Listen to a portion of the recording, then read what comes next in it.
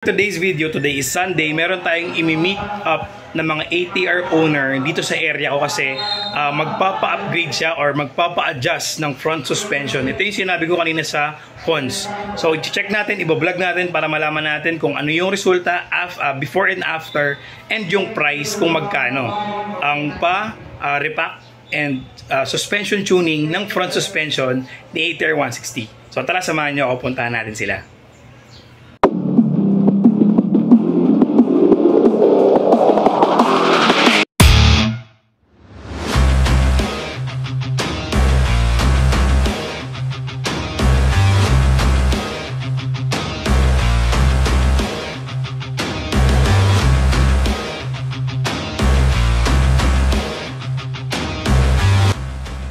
Yun, ganda. Ito mga boss, dito tayo ngayon sa isang shop, pagawaan ng shock or suspension. May ATR 160 dito at saka ATB 160. O, kita nyo yung difference sa dalawa. Yan. Kita nyo. So, angat na angat yung rim tsaka yung suspension. So dito tayo sa isang shop sa Bulacan, Pops Shock Attack ang pangalan. So basically they're suspension repair shop. Actually dito ginagawa yung repacking, repair ng mga suspension ng motor, harap likod, mostly scooter yung ginagawa dito. So nakita natin yung ATR 160 dito na I think ipapagawa ito. Hanapin natin yung owner. Sir, anong name mo, sir? Clomar. Sir, sa'yo itong ATR 160. Yeah. Anong papagawa mo, sir, sa ATR 160? Adjust lang yung front shock. Adjust lang, sir. So, sir, ano nga ulit yung reason ba't ipapa-upgrade mo yung suspension mo? Medyo matigas para sa akin.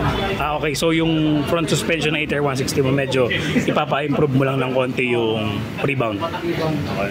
Anong service ang kukunin mo sa kanila, sir? Suspension tuning tsaka repacking ganun. Okay. So mamaya sir, tignan natin yung performance after nilang tinesting nila. Okay. Ano bang apang biyahe mo din, sir?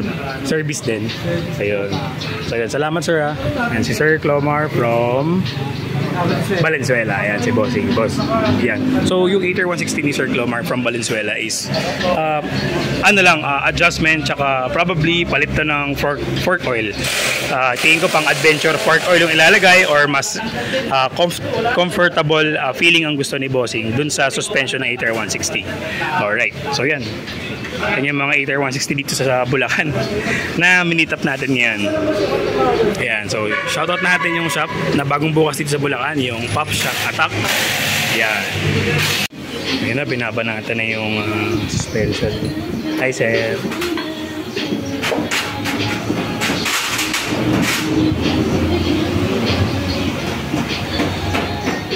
Mamaya interviewin natin yung nag-aayos kung paano yung ginawa niya dito sa ating inverted front suspension na ATR 160. Yan. Dito yan sa Pops Shock Attack.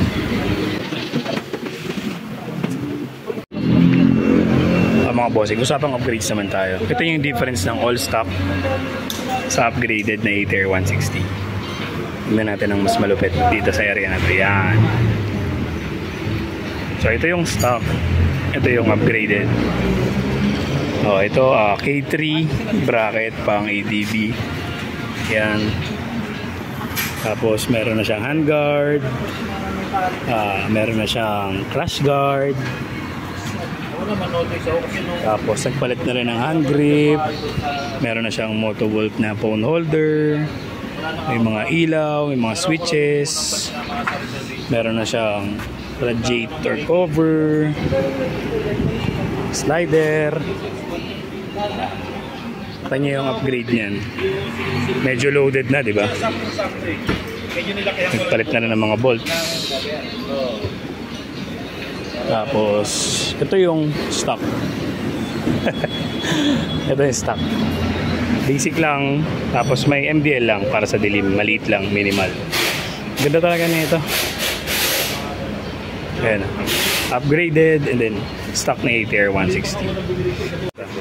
Boss, interviewin natin yung may-ari ng ATR 160 kung taga saan siya, tapos kung magkano na yung upgrade niya. Rough estimation lang naman. Alright. Boss, anong name mo, boss? Joey. Ayan, si Boss Joey, may-ari ng ATR 160. Ayan, Boss, kailan mo nakuha to? February 5. Pares tayo. Oo. Nauna ka sa akin ng 10 days. 10 days. February 14 ko na kaya akin. So first batch ka din pala. First batch, Okay. So saang branch, sir? Sa Imus. Imus. Okay. Imus. Alright. So sir, sabihin mo nga sa akin yung rough estimation ng nagastos mo dito sa upgrade ng ATR 160 mo. Kasi itong windshield nasa 3.2, 3.3 ganyan. Itong windscreen lang itself? Ito lang. Hindi pa ito kasama? Hindi pa. Itong Okay. K3. Ano may K3? Sige, search na lang natin kung magkano yan. So windscreen 3 plus, tas K3. K3, 4, Yung crash guard mo? 7 nata ito K3. Magkano? 3.7. 3.7. 6 parang Okay. Tapos yung crash guard mo? Crash guard 1.7. ADB ano yan? ADB 150. Okay. May merong Naman sakto. Sakto. Okay. Tapos 1.7. Okay. itong Senlo MBL 5.5. 5.5. Ano ba? Sa likod, sir. Sa gilid. Ito, crash guard. Ay, hand guard. Magkano? Ito ano? 500 nata to? 500. 500. Ito, yung radiator cover. Radiator cover. Parang yung isang set na yan, nasa mga 800 ata. 800 pesos. Okay. Tapos bolts.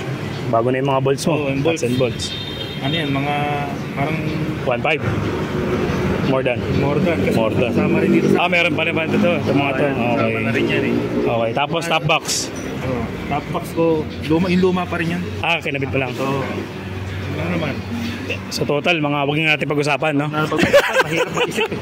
Yeah, si Sir Joey from Imus Cavite. Isa sa mga first batch na kumuha ng ATR 160 na medyo loaded na rin. Pang araw-araw mo to, sir, no? Pang araw-araw niya yan. So, ito yung mga delikado iwan sa parking. Kasi pansinin, no? Ang ganda, sobrang ganda. Wala ano bang level na discount nito? Basta ang nakalagay na pang touring. Pang touring, pang touring. Hindi, wala kami discount. Hindi sa bakit ako yung ano namin daily. Okay. Yung touring, sir, iba pa sa adventure yun. Yung touring, iba pa sa adventure, parehas lang yun. Ayun yun. Okay. So adventure, sakto pala yan. Yung fork oil na ginamit nila is for touring category. First time yan, sir, na may nagpa-suspension tuning ng ATR dito, sir, na inverted. Inverted. Ayan, sa Pop Shack Attack sa San Jose del Monte, Bulacan.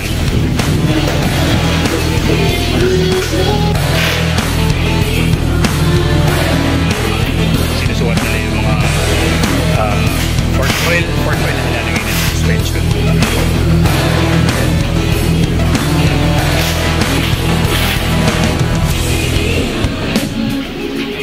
So tara, balikan natin mamaya pagkatapos check natin yung performance.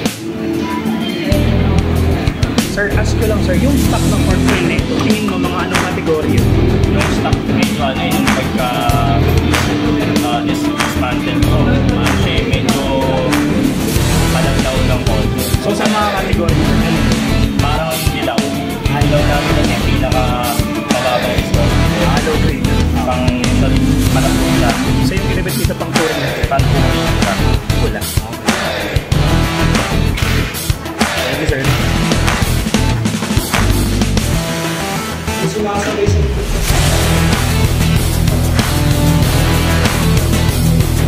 Kailangan pa.